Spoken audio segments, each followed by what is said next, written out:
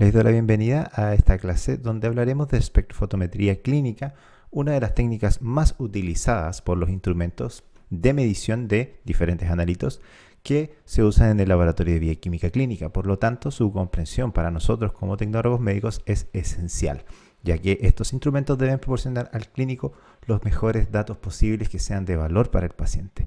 Por lo tanto, sin que haya una comprensión profunda de los principios asociados a estas técnicas, los operadores, en este caso nosotros los tecnólogos, no tendríamos la adecuada preparación para realizar los diferentes procedimientos de mantenimiento y sobre todo cuando aparecen problemas asociados a instrumentación. Así que vamos a eso.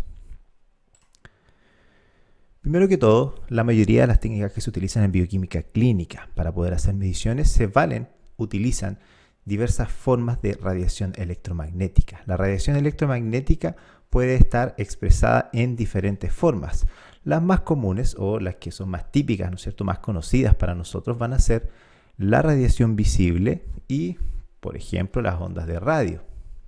Pero existen muchas formas en cómo esta radiación electromagnética se manifiesta. Tenemos, por ejemplo, desde los rayos gamma hasta las ondas de radio pasando por las ondas de microondas. El espectro visible solamente ocupa una pequeña porción de todo esto que le vamos a llamar el espectro de radiación electromagnética. Es importante mencionar que a menor longitud de onda, fíjense aquí la longitud de onda es mucho más pequeña que acá, por ejemplo, la energía es mayor. Por lo tanto, podemos decir que la relación entre longitud de onda y energía es inversamente proporcional, ya que a menor longitud de onda, mayor va a ser la energía que va a transportar esa radiación electromagnética. Desde el punto de vista clínico, las radiaciones que más se utilizan van a ser la radiación asociada al espectro visible y al rango ultravioleta cercano. Algunas aplicaciones también utilizan el rango infrarrojo.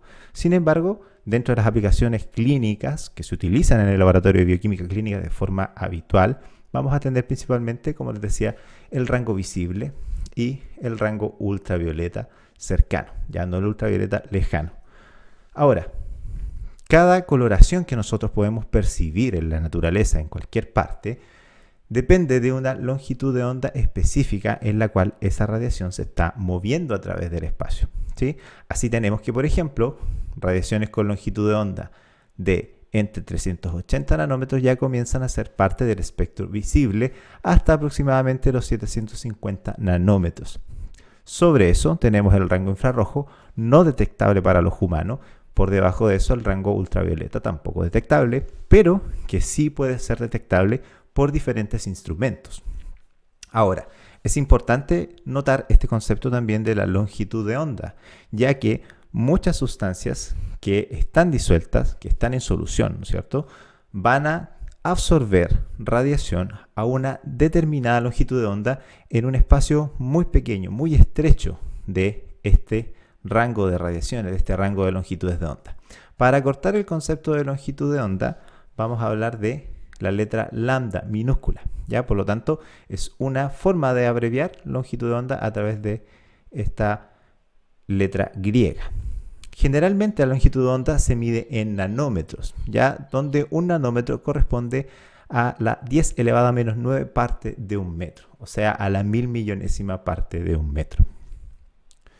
También es importante notar acá que, fíjense, dice color de la luz que refleja. Por lo tanto, si nosotros tenemos que una cantidad de materia, la que sea, absorbe radiación en ese rango, ¿no es cierto?, lo que nosotros vamos a ver que esa materia se va a expresar con el color no que absorbe, sino con el color que refleja, ¿sí? Por lo tanto, tenemos que tener también en cuenta que generalmente los colores de absorción van a ser el inverso del color de reflejo o el color que se va a expresar y que nosotros vamos a poder percibir. Es importante también notar de que a esa luz que está o a esa radiación que está siendo emitida en una sola longitud de onda o en un rango muy estrecho y que por lo tanto se podría asociar a un único color, le vamos a llamar radiación monocromática, ¿ya? La luz blanca, la luz que todos conocemos, ¿no es cierto?, es luz policromática porque está compuesta de todo el espectro de radiación visible. Aquí tenemos un ejemplo del disco de Newton.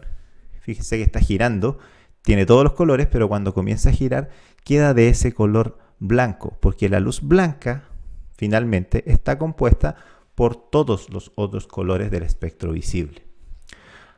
Aquí es un poco contradictorio a lo que comúnmente se cree, a lo que comúnmente se conoce de que la luz blanca es como la luz más pura. Y es todo lo contrario. De hecho, el color blanco no existe en términos, digamos, de radiaciones. Simplemente es la composición que toman todas las radiaciones del espectro visible cuando están juntas. La luz blanca es nada más que eso, la mezcla de todos los colores del espectro visible. Ahora, cuando la luz interactúa con la materia, puede tener diferentes comportamientos, ¿sí? Algunos de ellos, por ejemplo, están acá expresados. Tenemos unas de luz, ¿sí?, que puede ser, ¿no es cierto?, expresada en imágenes, o sea, la luz que es capaz de reflejar en cierta forma va a ser lo que nosotros vamos a poder ver. En esos términos, los colores son solo elementos relativos, ¿sí?, ya que, en estricto rigor, solo corresponden a radiaciones electromagnéticas que están vibrando a una longitud de onda diferente dependiendo del tipo de color que se esté detectando, ¿ya? Por lo tanto, la materia puede interactuar, como les decía, de diferente forma con la luz. Esta materia puede reflejar la luz, puede difraccionarla. ¿Qué quiere decir esto? Cambiar su ángulo en el cual está llegando a este ángulo, sale en otro ángulo, puede dispersarla. Esto quiere decir que puede salir hacia varios puntos, en varias angulaciones. Puede también, dependiendo de ciertas características de esa molécula de materia, fotoemitir, o sea, provocar un cambio que puede ser químico o puede ser enzimático y emitir un fotón, dependiente de cuánta luz también esté llegando. Puede también emitir energía en un estado diferente al cual está llegando, que eso es la fluorescencia, ¿sí? Cuando llega, por ejemplo, energía en una longitud de onda y por diferentes elementos, por diferentes características de la materia, es capaz de emitirse en una frecuencia diferente. Eso es básicamente el fenómeno de fluorescencia. Y principalmente, la que más nos interesa a nosotros en bioquímica clínica es la absorción, ¿sí? Que la materia va también a absorber una cierta cantidad de radiación electromagnética, o ya derechamente vamos a hablar de luz como un sinónimo de radiación electromagnética, pensando en el rango ultravioleta visible y también en el rango infrarrojo. Por lo tanto, todos estos comportamientos que toma la luz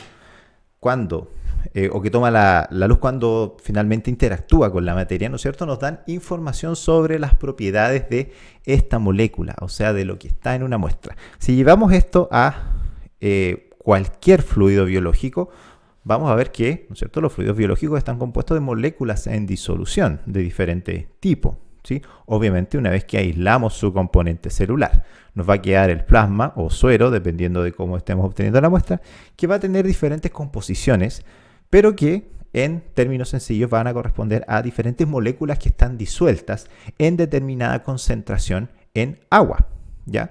Por lo tanto, estos fenómenos de comportamiento de la luz y, como les decía, sobre todo la absorción, nos puede dar información sobre qué es lo que tiene esa muestra y en qué cantidades.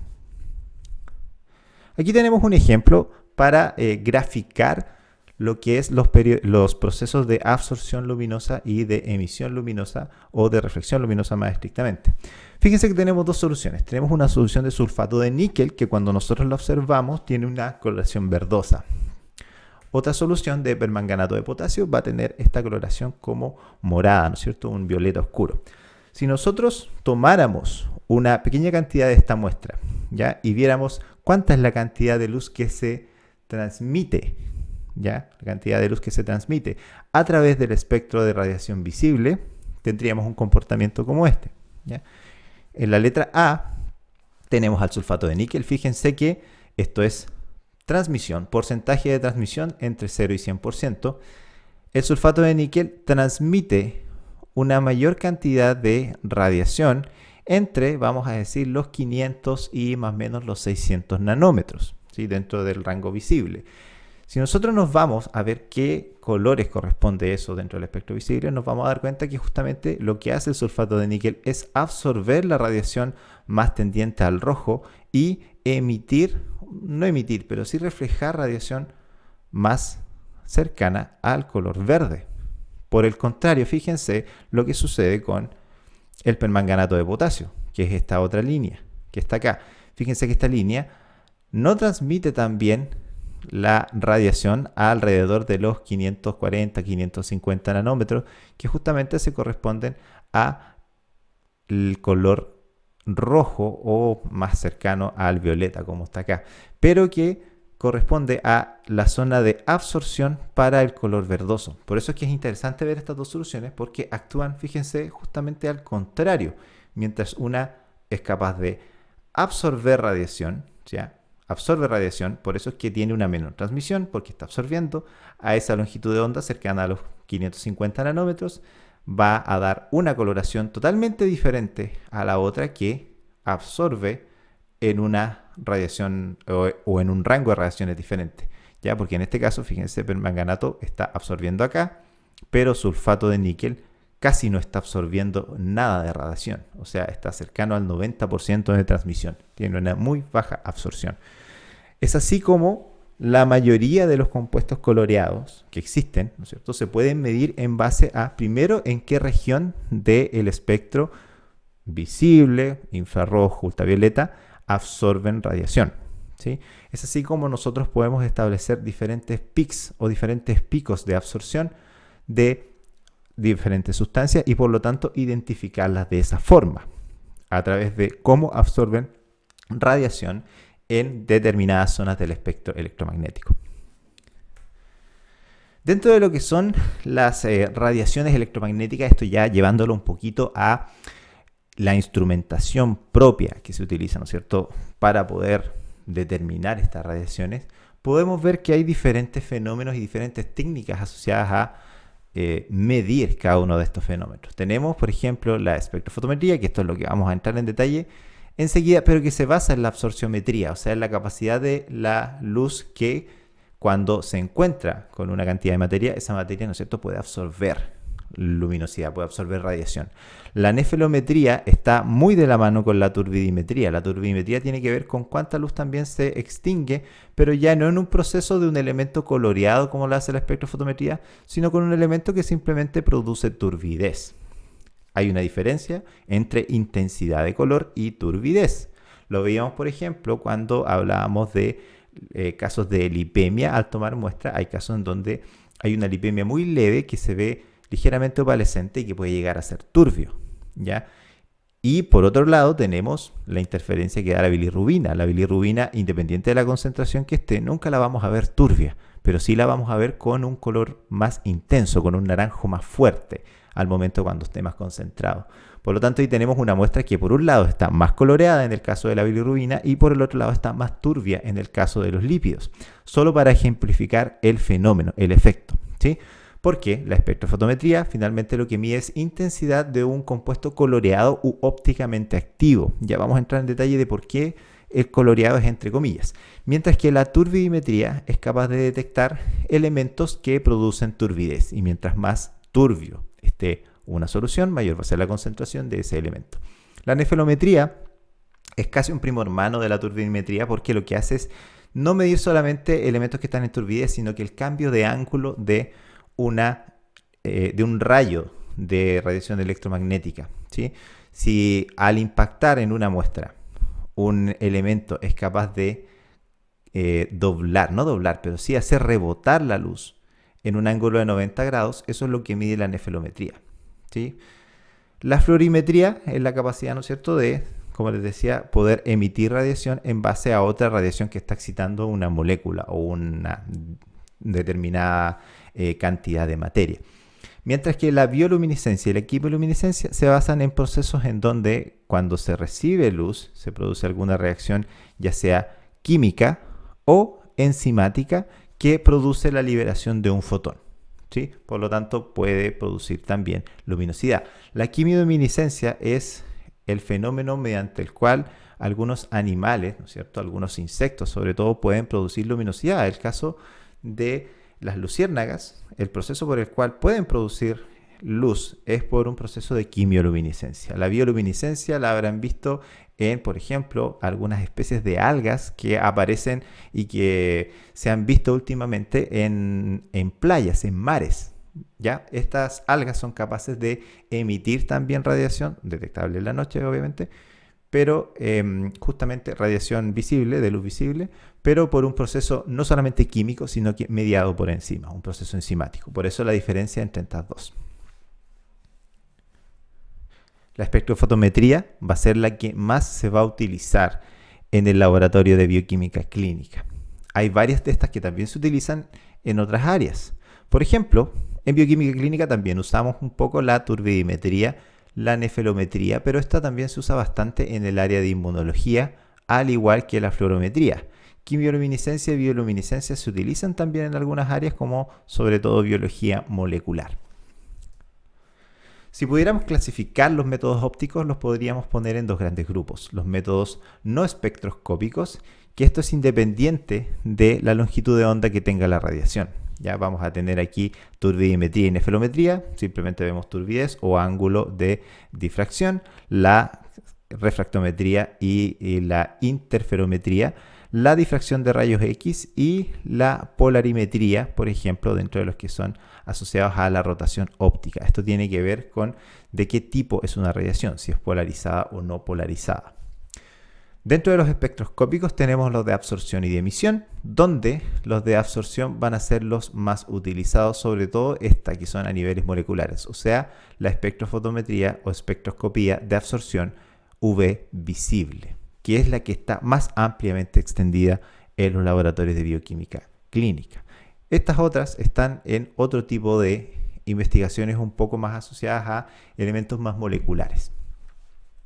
Pasando entonces a la espectrometría de absorción UV visible, también llamada UVIS, o derechamente espectrofotometría. Tenemos que entonces hablar de algunos principios básicos asociados a cómo finalmente nosotros podemos convertir una señal luminosa en algo que a nosotros nos dice qué tan concentrado o diluido está un elemento en una solución. Llamémosle a esa solución una muestra. Primero que todo, tenemos que entender que cuando un rayo de luz de una determinada longitud de onda, con una intensidad que aquí está expresada como I sub O, incide perpendicularmente sobre una solución de un compuesto químico que absorbe la luz, también llamado cromóforo, el compuesto va a absorber una parte de esa radiación incidente, que está aquí, ¿no es cierto? Esa es la radiación absorbida, y va a dejar pasar otra cantidad de luz, que aquí está expresada como IT. Por lo tanto, que se va a cumplir que I0, o sea, la intensidad original, va a ser igual a la sumatoria de la intensidad de luz absorbida y de la radiación que fue transmitida. Por lo tanto, aquí tenemos tres elementos. Tenemos la luz incidente, la luz absorbida y lo que se transmitió. Por lo tanto, aquí podemos introducir el concepto de transmitancia, que va a corresponder a la relación entre la cantidad de luz que se transmite o que llega a un determinado elemento que puede detectarla una vez que ha atravesado una muestra, y relacionarla con la cantidad de luz que originalmente se emitió o que incidió sobre una muestra, y que generalmente se va a representar a través de estas ecuaciones.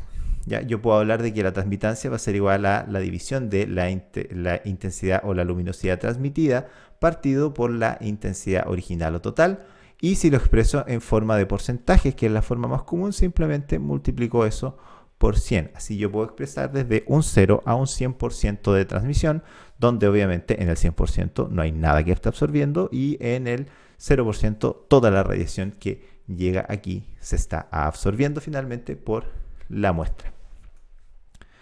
La transmitancia, por lo tanto, o el porcentaje de transmitancia, va a relacionarse con la concentración de una forma inversamente logarítmica. ¿Qué quiere decir esto? Que mientras mayor sea la transmitancia, menor va a ser la concentración, ¿ya? Pero esto no en una función directamente lineal, sino que en una función que tiene esta forma logarítmica. Entonces, para poder expresarlo de forma lineal, podemos hacerlo a través de un gráfico semilogarítmico, donde, si se fijan, se puede, esta curva que tiene esa pendiente, ¿no es cierto?, que es curva finalmente, se puede transformar en una recta. Acuérdense que para nosotros las curvas nunca son amigables, siempre tienen un problema, y es mucho más cómodo siempre trabajar con elementos que son rectos. ¿ya? Pero aún así tenemos que entender eso. Al tener que nosotros incluir un operador logarítmico inverso acá, esto ya es una complicación. Por lo tanto, se introduce también el concepto de absorbancia, que vendría siendo como el opuesto de la transmitancia y que se va a expresar como cualquiera de estas tres formas, ¿sí? Puede ser el logaritmo de 1 partido por la transmitancia, donde tenemos que la transmitancia va a corresponder a la intensidad total transmitida partido por la intensidad total o inicial. Si se fijan, lo puedo convertir esto para dejarlo en una ecuación de una sola línea, ¿no es cierto? También puede ser expresada como el logaritmo negativo de la transmitancia de esto, o como 2 menos el logaritmo de la transmitancia expresada en porcentaje. Si yo estoy expresando la transmitancia como porcentaje, tengo que utilizar esta fórmula y colocar este 2 antes. Si estoy utilizando la transmitancia como una ecuación en base a un número 1, no un número 100, sino que en base a un número 1, tengo que utilizar esta ecuación. Con esto yo puedo ejemplificar, por ejemplo, imaginémonos que tenemos una absorbancia que va a ser muy pequeña, ¿sí? Que en este caso puede ser de 1. Supongan que nada de lo que está ahí se está absorbiendo y el 100% se está transmitiendo, ¿sí? Por lo tanto, si no hay radiación que se absorba, ¿no es cierto?, la intensidad transmitida va a ser igual a la intensidad original, 1 partido por 1. Por eso que aquí habla del menos logaritmo de 1, o si se expresa en porcentaje, 2 menos el logaritmo del 100%. Si nos vamos a eso, tenemos el resultado que la absorbancia va a ser 0, ¿ya? Por lo tanto, es una forma en donde podemos relacionar también de una forma un poco más cómoda concentración y su comportamiento, o el comportamiento que tiene un rayo al incidir sobre una sustancia que tiene una molécula en esta determinada concentración. ¿Por qué? Porque aquí sí que la relación entre absorbancia y concentración es lineal, ¿sí? Por lo tanto, a mayor absorbancia, mayor va a ser la concentración que tenga ese elemento. Esto es la base fundamental de lo que se denomina la ley de Beer, o también llamada ley de Lambert-Beer-Bouguer, por los investigadores que la postularon de forma separada, pero que al final confluyó en un solo postulado y que da la base a la técnica de la espectrofotometría. Por lo tanto, aquí se propuso que la absorbancia de una muestra a una determinada longitud de onda depende de la cantidad de especie absorbente, o sea, de la cantidad de cromóforo con que se encuentre la luz al pasar por la muestra. Además de esto, establece que la concentración de una sustancia va a ser directamente proporcional a la cantidad de luz absorbida o inversamente proporcional al logaritmo de la luz transmitida.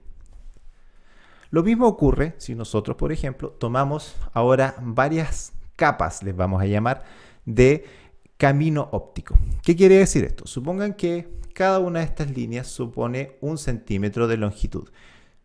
Hagan de veces que esto equivale a un tubo de 1 centímetro, un tubo de 2 centímetros, de 3 centímetros, y en este caso uno gigante que es un tubo que mide 5 centímetros de diámetro.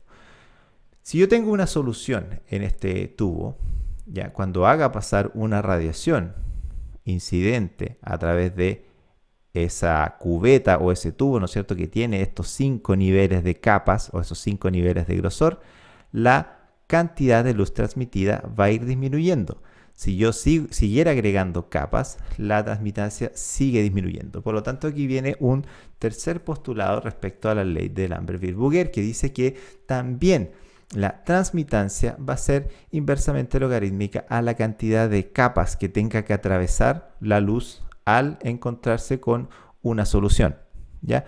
Vamos a cambiar el concepto de capas ahora por camino óptico. ¿Qué quiere decir eso? Que mientras más largo sea el camino óptico que tiene que atravesar un haz de luz, menor va a ser la luz transmitida, mayor va a ser la luz absorbida, ¿sí? Por lo tanto, si yo tengo la misma solución en un tubo de 1 centímetro o en un tubo que tiene 5 centímetros de ancho finalmente, independiente de la concentración, si la concentración es exactamente la misma, ¿ya?, vamos a tener una mayor absorbancia en el tubo más ancho, simplemente por ser más ancho. Y ese es el tercer postulado, ¿no es cierto?, que dice que el logaritmo de la luz transmitida es inversamente proporcional a la al largo que tiene este camino óptico.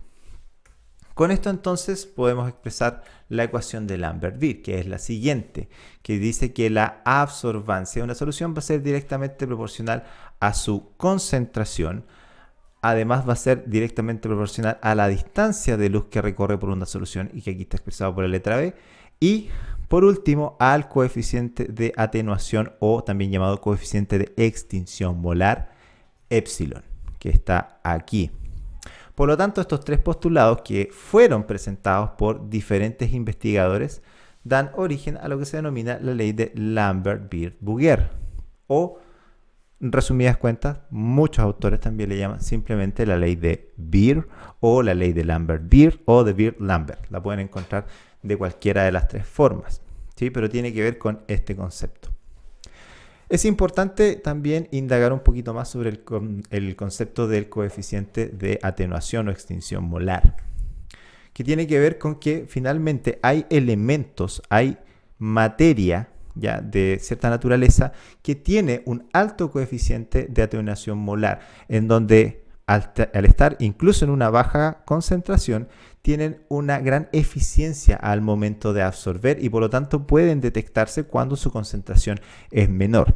Aquí, por ejemplo, en este gráfico podemos ver dos sustancias. Fíjense, una que está expresada con esta línea roja, otra que está expresada con esta línea azul, que están en las mismas concentraciones, pero que sin embargo, la que está, fíjense, en la línea roja, absorbe una mayor cantidad de luz al estar a las mismas concentraciones que tiene la línea azul. Por lo tanto, podríamos sacar por conclusión de que el compuesto rojo tiene un mayor coeficiente de extinción molar que el compuesto azul y por lo tanto a pequeñas cantidades voy a tener mejores respuestas de absorbancia y por lo tanto son más fáciles de poder detectar, entre comillas.